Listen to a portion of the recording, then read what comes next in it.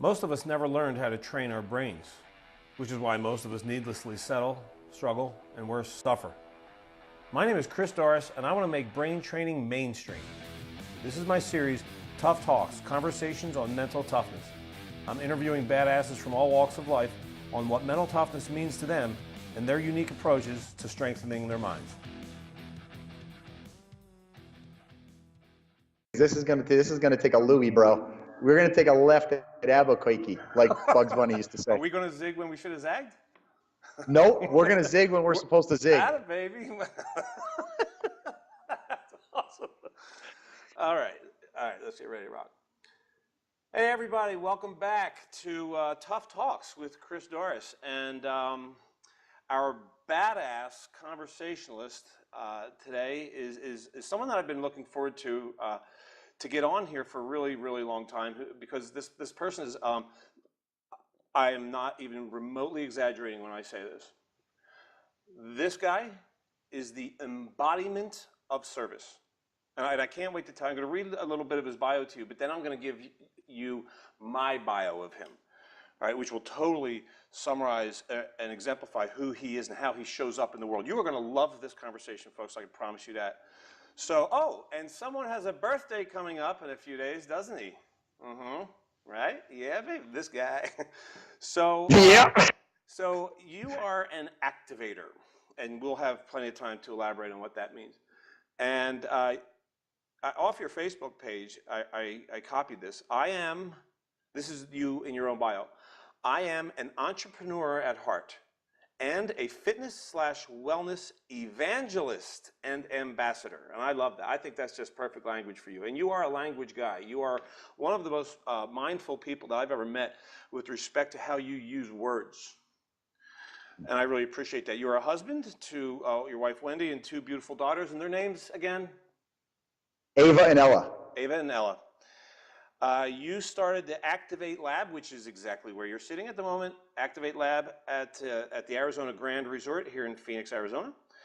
We're going to talk about your organization, Active Prayer. And I just want to say, we're going to talk about the website and how to contact you at the end. But Active Prayer is spelled A-C-T-I-V, prayer, P-A-Y-E-R.org is the website. And I can't wait to talk about all that. You have been a contributor and a training advisor for Men's Health. Kind of a big deal, right? And now this I didn't find anywhere in any of your bio online stuff, but I heard this from our mutual friend Jeff Ritter. Were you the health guy for the Katie Couric show? I was. That's pretty amazing. I was. Yeah, it was a lot of fun. She is so good at what she does. She's a consummate professional. She's a lot of fun, and that was a really, really great opportunity for me for a couple of years. That's so cool. Well, everyone, let me welcome Mr. David Jack to the conversation. And here's my, this is my bio for you. So it was about a year and a half ago. We're out in Pebble Beach, and we're with Jeff Ritter and Kate Ritter, his wife, and it's you and I, the four of us. And we are the faculty for the Make the Turn program.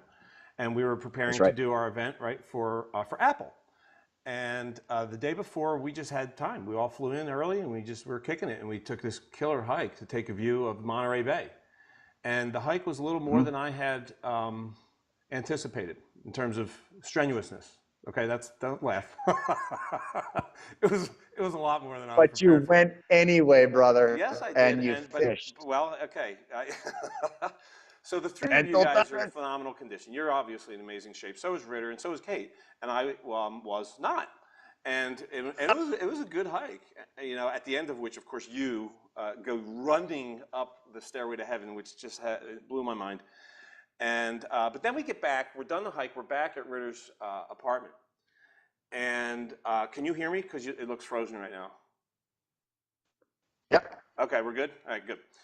So let's just embrace technology right now, shall we? Yeah. And its sense of humor. So anyway, we get back to Ritter's apartment, and he lives up this hill. And I just got done with all these damn hills. I don't want any more hills. I'm pulling on my inhaler. And I am toast. And we get to the hill. I don't know if you remember this part, but I said, Ritter, go get your car. And he's like, for what? I said, pick me up. His house is right up there. But it's a brutal hill. Thank you. It is a brutal hill. And I was spent. So he goes, are you serious? I'm like, I am dead serious. Get the car. But then you chime in and you said, come on, CD. Now this is the story, okay? This is so beautiful. I will never forget this, and I tell this story all the time. You said, come on, CD. I'm with you, man. I dedicate this to you. I'm going to join you. I know how you're feeling right now. I know where you're at, and you got this. And you gave me. You just turned into this super pep rally for me, dude. And I'm staring at you like I don't know where you're going with this. You said, I'm dedicating this to you, this climb to you. You get on your hands and knees, and you did a backwards bear crawl up that hill after you just ran the stairway to heaven hill steps, and you did so this is what happened, and this is why this is so amazing about you and what you do. I was so caught up in my own suffering right there, right? And I'm just like going shitty in my head. Like, man, I don't want another damn hill. I feel like shit. I can barely breathe. Just give me some water and a couch. And I'm like, I can't do this. I can't do this. I'm toast. I'm spent. And then you go, come on, man. And then you get down on your knees and you're going backwards. And then we're getting halfway up the hill, and I see you struggling. Oh, yeah. It was rough. What you did is you handicapped the system here, and you created an environment where you could totally relate to the level of exhaustion that I was experiencing. So you created a set of circumstances that would match my experience so you could be in my world. And as a consequence, and this is the magic, dude, I forgot about my suffering. I started cheering you on. Yeah, it was awesome. I have goosebumps right now, dude. Goosebumps. Seriously, my hair stand up. Because and how amazing is that? What if that's the way we lived? Holy shit. Oh my God, what if we live that way? And that's how you do live. And that's why I love every second of the time that I get to spend with you, because you inspire me to be a better human. So just to finish that story, I left my own suffering and I got into your world. We left each other's worlds and got into the other person, and we existed in dedication to the other. That's right. And I got up, and I don't remember having any suffering. Any. And I was already, I convinced myself beforehand that I was done. How wrong was I? And I found out because of you, because your willingness to dedicate to me. And you said it out loud. You say, CD, I dedicate this hill to you. Come on, you got this. Let's go. And then I was like, come on, you got this. And at the end, we hugged. We were both panting. Just gave you a big old bear hug. I'm like, that was amazing. Yeah. That's David Jack right there, folks. That's who we're dealing with. That's who we're dealing with right now. But it takes two to tango, man. And really, without someone else who has that heart, who has that willingness, who sees that. And that's why for me, when we talk about mental toughness, when we talk about mental resiliency, one of the things for me that becomes one of the bedrock things that really helps me is surrounding myself with the right people. Amen. And because so for me, it's all about what I intake. We talk about it from a food perspective, like what do we allow into our bodies? And for me, it's not just what comes in here. It's what comes in here. It's what comes in here. It's what comes in here. And when I get the right people around me and they're speaking life into me and they want what's best for me and they're not nitpicking at me and showing me what I'm already bad at, like what I'm not, I know I'm struggling with that, man. Right. But if you're telling me in a way to lift me up, to build me up, not to make yourself look better, and you're like, if that happens and that person just makes you want to be that much better for them and stand in the gap for them, man, it does really huge things here, and it does really huge things in my heart. That's one of the things. Yeah. And you brought that story up. That's really one of the things that helps me with my mental state. Another thing that helps me in that story with my mental state is truly being able to put yourself in someone else's shoes. Not just to look at you and go, dude, you got this. How do you know what I got? You don't feel what I got. Right. You're not feeling, it's easy for you, or you haven't been, no, you know what? I may not know what you're going through right now, but I can share my experiences, my strength, my story, my hope, my struggle, and let you know that I'm not, there's no shot that I'm I'm impervious, that I'm a Teflon, pan. That's really fascinating, Duke. I got to tell you, and I think that I brought this up. I don't know if I ever brought this up to you, and this is really fun for me. Okay. And this is so incredible. I thought you were showing off at first. Did I ever tell you that? Remember what the guy said at Apple? They said the same thing. Yeah. Okay, right. Look at Oh, that's me, right, my because then I ego. commented on it. That's, of course, right. That's why I talked Yeah. about that then. I was like, yeah, I know what you mean, bro, because I thought the same thing. I'm like, And okay, we here's all know what's you're a so cool badass, all right? about You that. tough guy. We know you're shredded and yoked up. You're Mr. Men's Health. Come on, man. Give me a freaking break over here. But then I And realized here's what's so cool about it. that's just my ego, man. Like, that was me not even being able to. This is really important, dude. That was me not even being able to recognize service when it's in my face. My ego was having me judge you as opposed to receive from you. That's interesting. It's powerful. I got past it really fast. Yes, you did. Yes, you did. Because yeah, you know why work. though? What? But you've done the work. You have tools that's not in your why. tool. That is not why. That is not why. I promise you Because you knew it was real. Yeah, you knew it was real. Because you stayed in it. Yeah, and then you saw how brutal it got. Yeah. So I'm like, I melted. Like, it was like, I was like the winter warlock in the Christmas show, and I became like, the fun guy, the nice guy. Yeah. Because I was like, oh, this guy is not approving it. Oh my God, he's giving me a gift. Yeah. And so that's interesting. That's interesting. And it just came from a place of just wanting to be there for you and wanting to serve. And I didn't know what that hill was going to look like. I didn't know if I was going to make it. I didn't know how I was going to feel. But those are the other two big things for me. Well, there's three others. But you've already hit two just in this story. One of them for me, how I'm wired, my challenge is expectation.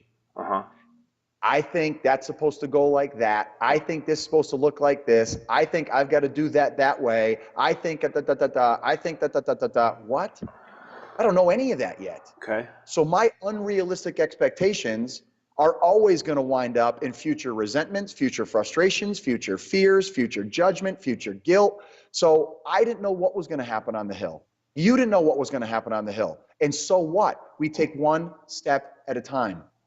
We'll get there when we get there, or we won't, and it's all good. So when I've got an expectation that's unrealistic for me, this thing starts to go crazy, because that's not the point. That stuff's the outcome. And if I'm judging the outcome, if I'm looking at the outcome saying, if I don't get up that hill all the way, what am I, less than? What am I, no good? What am I, worth nothing? What, I can't try it again someday? Like, that's my metric. That's my measuring stick of who David Jack is. When I let my mind go to that place, that's where all sorts of problems arise. So expectation is one of them. And just being in the process and just in the moment, doing the best I can. And I think some of the stuff that we've talked about, some of the stuff that and I didn't know it when I was younger, man, I get warfare in my mind. So if we look at 4 pillars of fitness: physical, the socio-emotional piece, the mental piece, and then the spiritual piece, I always, my weakest link would be my mental piece. I'm a little surprised to hear you say that, to be honest. It's where I'm challenged the most, and it's good, but it's where there were no tools for me to work on it when I was younger. So the mind is a muscle. Gotcha. The mind's a muscle. If I don't do something for my body, it's like, cool, then I don't need to do anything.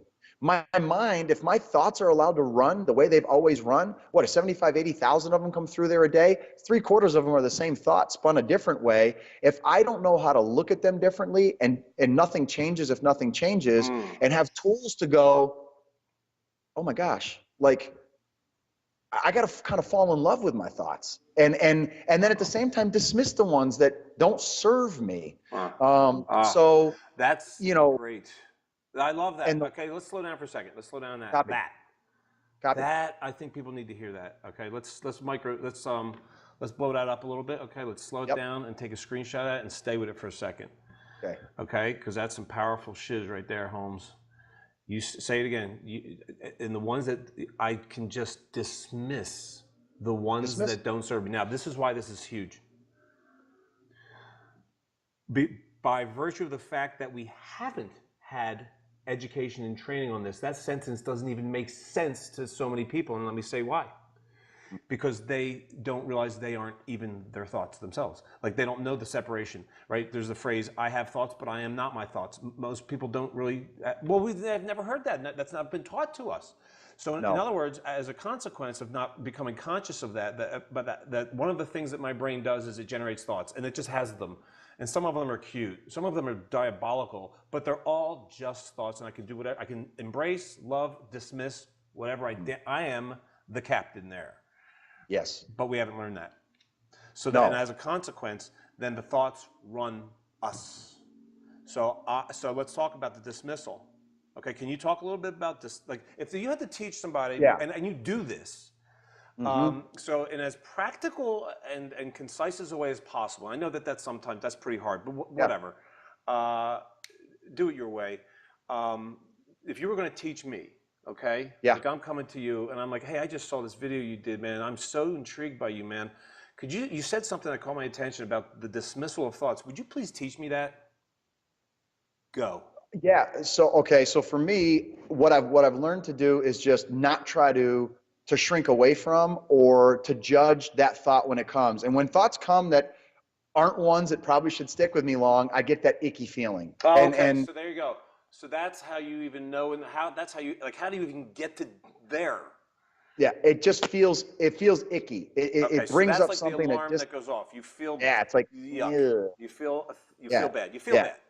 I feel fearful, anxious, guilty, shame, blah, blah, blah, all stuff that's not good. You know, there's something that you get that feeling in your stomach, that stuff, and I'm like, So then, now that I'm aware that it's there, I don't have to know what to do with it yet, but I'm at least aware. I'm like, okay, that's something that there's something here for me to become. You used to use this word a lot, for me to become kind of curious about, and what is this? And so then it just gives me this opportunity and sometimes one of the things I wanted to say is I've allowed myself to feel my feelings. Like, I don't think it's badass at all, personally.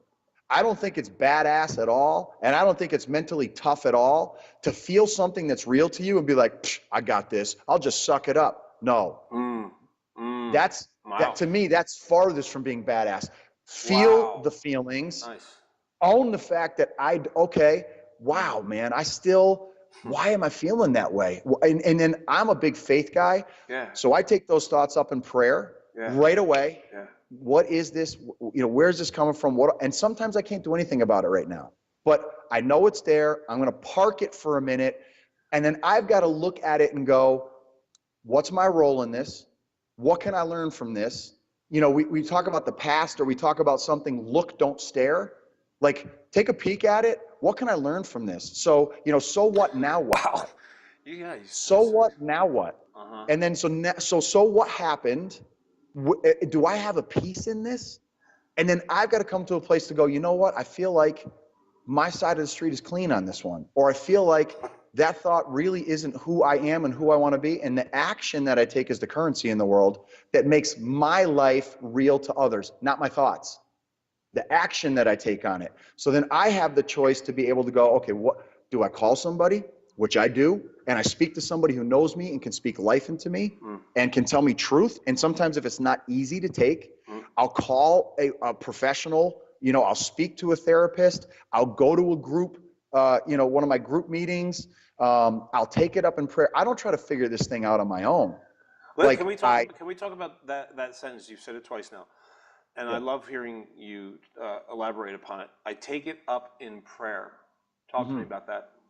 So I literally just say it the way it is. If it bothers me and I'm feeling something, I will literally say something to the effect of, God, I know who you are, and I know what you've said about me, and I know what you say, that if I ask you, I will receive, that if I trust you, you will take care of me, that if I keep you first, you will keep me in peace. If you're the first cry of my heart, then none of the worries of the world matter. You've said all those things to me, yet this thought is still real. Yet I'm still worried about this thing that hasn't happened yet 4, 5, 6, 5 years from now. And I don't know what to do with it. And I'm asking for you to help change my heart. Yeah. I'm asking you to help change my mind. I'm turning it over. Yes. Because I don't have all the tools to fix it. Define for me active prayer. So active prayer is inspired action dedicated to an intention greater than yourself. Can we slow that down and say that again? Just a little bit slower. Inspired action dedicated to intentions greater than self. Okay, so that's pretty profound. Here's what an example would be. I really believe in breast cancer awareness. Like, it's who I am. And I'm using this as an example. And I do. So I'm going to go walk in a relay for life, and I'm going to be light in those women's life, and I'm going to be in that community. You're going to dedicate an action to something that moves your soul, and the action becomes so powerful, and it's not about you. I believe that it's important for my son to see me watch a soccer game and not yell at him, not be a dingbat on the sidelines, to be present, to cheer him on appropriately, to be in his life, and it matters to me. So I'm going to do what I need to do to show up and be at that game. That's an intention that's greater than me, and I'm going to do what I can to act inspired to honor it. We believe that everybody has those in their life. And when they live in that place, you can't all the time, but when we live in those places, the outside world sees something so special in the fingerprints of our life. And it's powerful. It really is powerful. At least it's been powerful for me. Yeah, I'm pretty sure it's not limited to that, babe. Because I really encourage everybody to go, and I'm not wrapping this up. This is what I'm thinking right now. Is to go to your website, activeprayer.org, activeprayer.org, and to go to the About page and to check out, scroll down a little bit and check out that it's just a 2-minute video that's I can't believe how much beauty and power you just squeezed in a 2-minute clip, man. I just watched it a couple times earlier today, and I'd be lying if I didn't say I got a little misty, dude. I was like moved. Thank you. It's beautiful. It's inspiring. You can't watch a 2-minute clip like that and not feel and be a little bit better just from that. Right? But practicing it, yeah. So wow. And I got one last thing, and then I apologize to the viewers who watch this. If I get this is draining my battery, so I might have to move and plug in. I brought a charger just in case. What do we got left? How much have we got? I got 6%. All right. Let's wrap it. Let's go ahead. Tell me the thing. Okay. Give me the thing. So the other thing that I would say is, so for me, it's leaning on my faith, surrounding me with really good people, putting things in, ingesting things that are good for me. My food, the music I play, the words I hear, the conversation, no gossip. Like, I'm figuring, how can I pour good nutrition into my body, into my soul? And when I do that stuff, man, the thought life changes. There's a scripture for me that is always so powerful when it comes to mindset, because it's one of our pillars of fitness. And the scripture says this, do not conform any longer to the pattern of this world, but be transformed by the renewing of your mind. Wow. So what that says is, when I'm worried about the cares of the world, how other people live their lives or don't live their lives, what they think about my life, what they don't think about my life, I have no power over that. I have no right to that. That is not my job. I can work on me and my thoughts with my God. Did I lose you, Doris? No, man. You're kidding me? No. So I can work on me, my thoughts with my God, and it centers me. Because when I'm trying to fix other people's stuff, if you only did that, if they just did that, if you didn't do this, if you did this, if you didn't talk to me that way, if you just smiled at me, if you just called me once, this thing goes nuts. That's not my role. And when I try to fix all that stuff, the precious time I'm giving up to fix what I can't fix, insanity, I'm not putting it into the only thing I can work on. That's me. I have the right to do that. And my last thought was this: when I'm worried about the cares of the world, the stuff I'm going to get, not get, do, not do, like, not like, who's going to like me, not like me, blah, blah, blah, my retirement, all that stuff, this gets all twisted. When I put that stuff out where it belongs and in its proper place, and I recenter on my spiritual work, on the things that matter most, on love, on service, on faith, on kindness, on mercy, on grace, that thing. But every day I got warfare up there, and every day I've got warfare up there, and I feel guilty about it sometimes. I'm like, why? You know, but I get to work through that, and I get to own that, and I get to be real about it, and I get to talk to my God about it and my friends about it. Yeah. So, man, I just want to finish with this. This is such an important topic. Yeah. I wish I had known more about it when I was younger to bring it into how we serve people with what we do. It's what we are going to do forward. You're going to help us with it. We've talked about that. And the work that you're doing, man, and I'm not just saying it to say it, I am so grateful to watch you. You have a gift for what you do. You're funny. You have incredible experiences and content and talent. And I'm really, really grateful that we met and that we're going to be able to do some of this work together. Oh, man, music to my ears, babe. Thank you, brother. I couldn't appreciate you more. Thank you so much for making time today and sharing your infinite wisdom. Where do people go? I mentioned it, activeprayer.org, but you're also on Instagram as, is it The David Jack? The David Jack. I'm not the best on social media, but my email is david@activeprayer.org. So you already gave them activeprayer.org, david@activeprayer.org. They can look me up on social media, and I'm happy to do my best to speak life into anybody, to magnify the good in people. That's our mission. That's it. Love you, brother. Love you too, man. Thanks, dude. See you guys. Thank you all for watching. See you, buddy. See ya.